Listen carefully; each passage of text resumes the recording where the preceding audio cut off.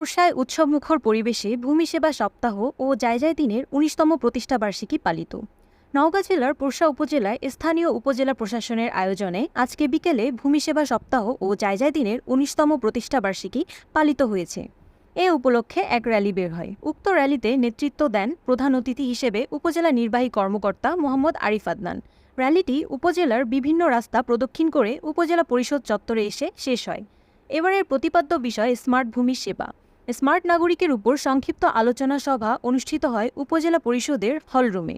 উক্ত আলোচনা সভায় বক্তব্য রাখেন উপজেলা নির্বাহী কর্মকর্তা মোহাম্মদ আরিফ আদনান, উপজেলা পরিষদের নবনির্বাচিত ভাইস চেয়ারম্যান মোহাম্মদ মাহমুদুল হাসান খোকন, উপজেলা প্রকল্প বাস্তবায়ন কর্মকর্তা মোহাম্মদ মাহমুদ, জনস্বাস্থ্য প্রকৌশল কর্মকর্তা মোহাম্মদ হামিম, প্রেস ক্লাব সভাপতি মোহাম্মদ হাবিবুর রহমান হাবিব, সহ সভাপতি মোহাম্মদ কামরুজ্জামান সরকার, সাবেক অধ্যক্ষ আব্দুল খালেক, জায়জায় দিনের পোরশা উপজেলা প্রতিনিধি এম রইসুদ্দিন সহ ভূমি সেবা গ্রহীতা, ভূমি কর্মচারী এবং গণ্যমান্য ব্যক্তিবর্গ উপস্থিত ছিলেন।